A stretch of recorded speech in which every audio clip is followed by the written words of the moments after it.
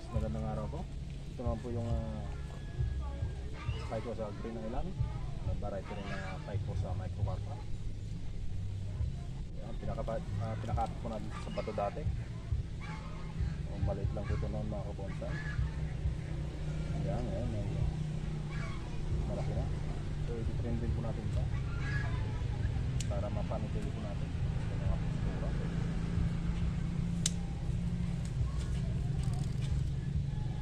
Trim din po natin siya.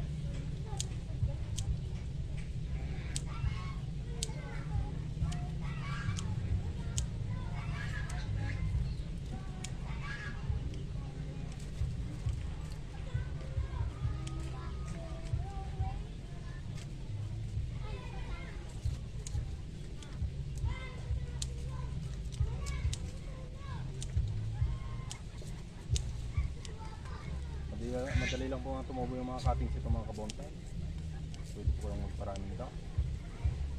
Tinatawag din po ng iba ito na money tree.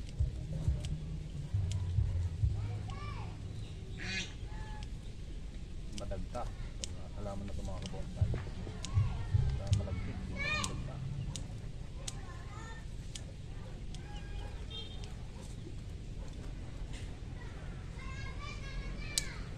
Tatanggalin din po natin yung mga hindi kailangan sa tumubo.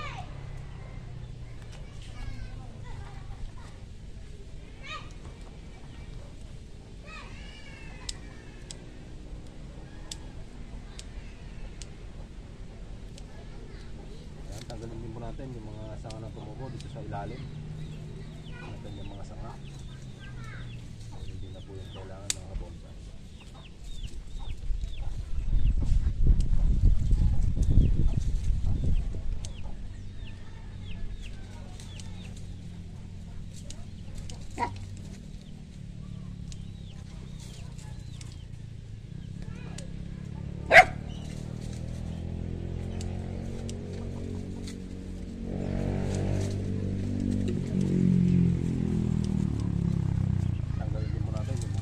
Kailangan mga kabonsai.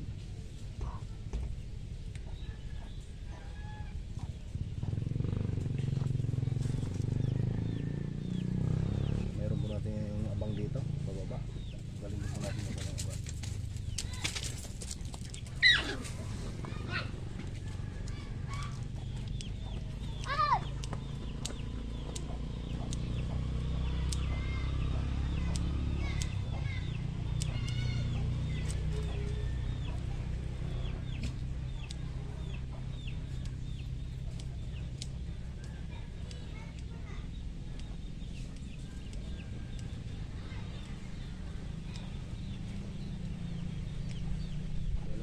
Regular yung pagtitrim po natin dito. Ganitong klase ng mga kalite. Masipag po itong magtalbos mga kabonsai.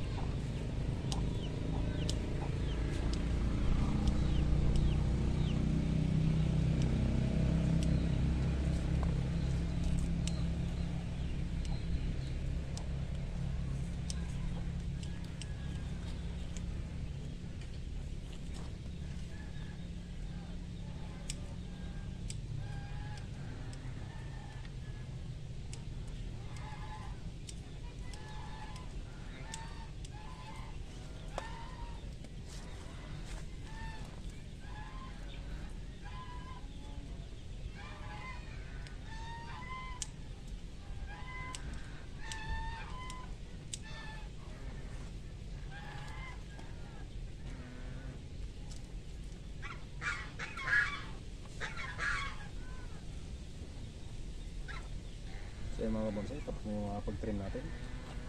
Bali, tututukan natin yan para makita po natin.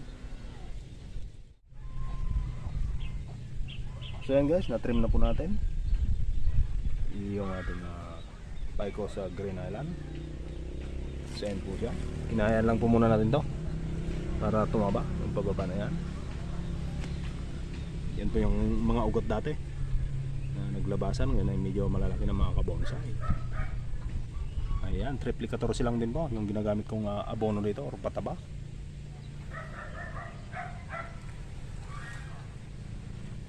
Ayan, tinanim ko po yan nung pandemic, mga kabonsai.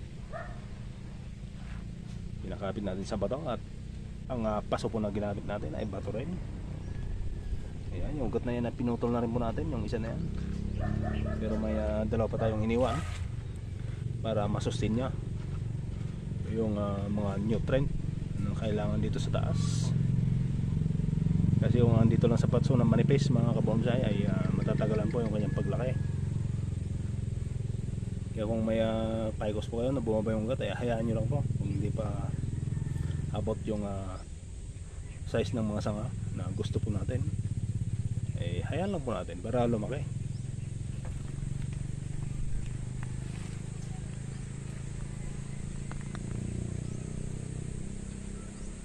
Ayan mga kabonsai, yung ating paiko sa Green Island.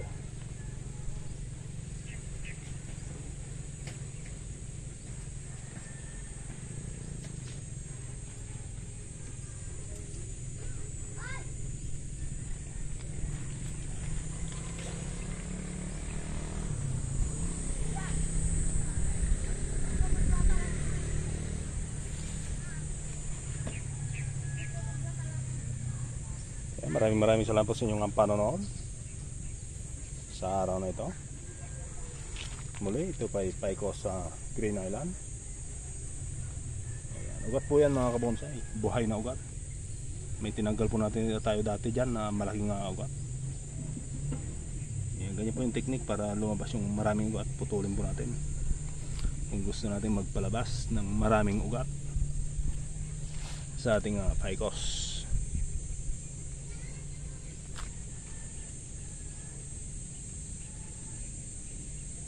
Ito na mga kabonsai, mulawing aso or Gemellina elliptica bonsai. Ayan. I-trim din po natin siya dahil napakarami na rin sucker branches. Kailangan matanggal po yan para hindi mamatay yung mga sanga na nakawire po natin.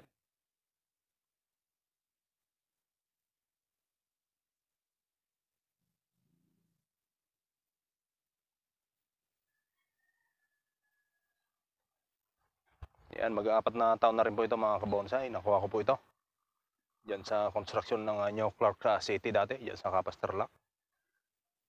Nung na-assign po tayo diyan ay nag-hunt po tayo nitong bonsai material nito na linggo noon. Ayan. Yan, galing po ito ng Sitio Camates. Diyan sa Barangay Arangoren, Capas Tarlac mga kabonsai.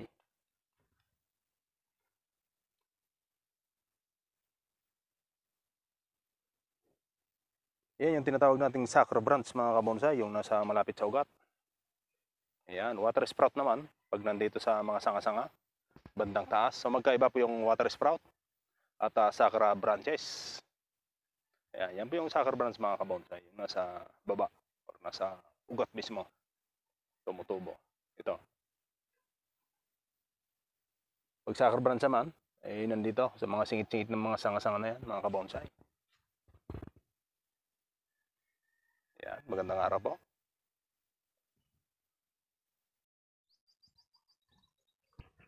So yun guys, magandang araw po at welcome po dito sa ating vlog.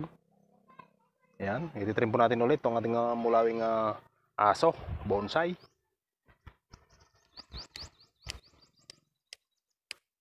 Bale, 4 na taon po na po ito, mga kabonsai, mulawing aso. Unahan po natin to dyan sa may Arangoren, dyan sa Capas Tarlac. Gumawa po tayo dyan sa New Clark City.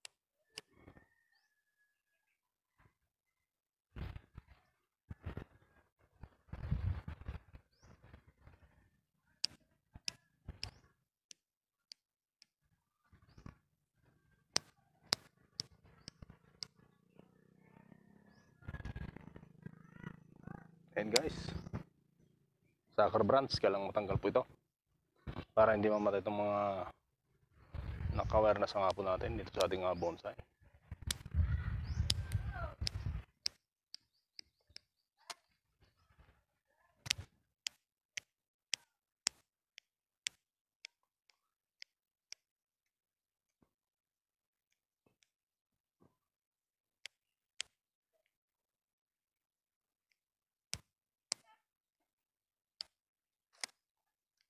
Eh guys, huwag po nating pabayaan yung mga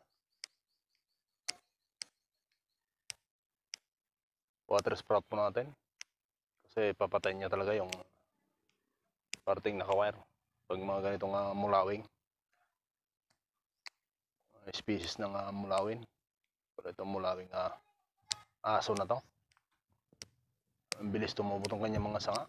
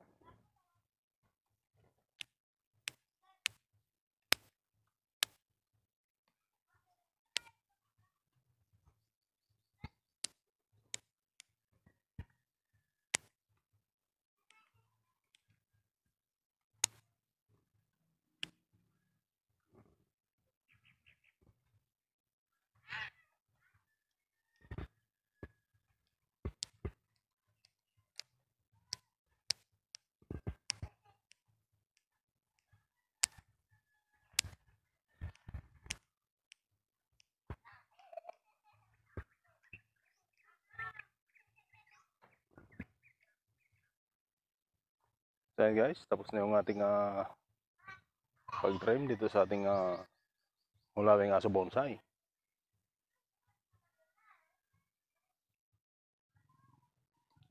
So yan guys, tanggalin din muna natin yan, mga tumubo dyan sa baba na yan.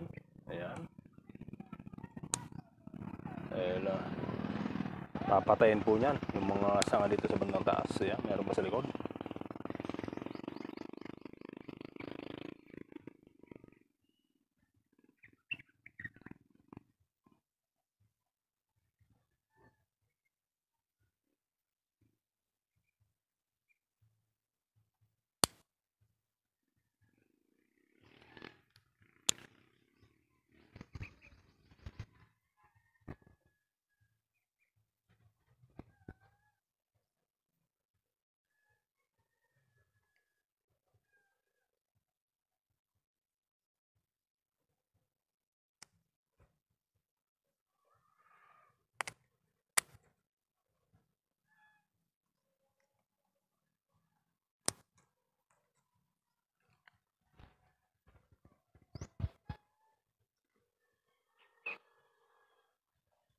So yan guys, na-trim na po natin ang ating mulawing aso bonsai.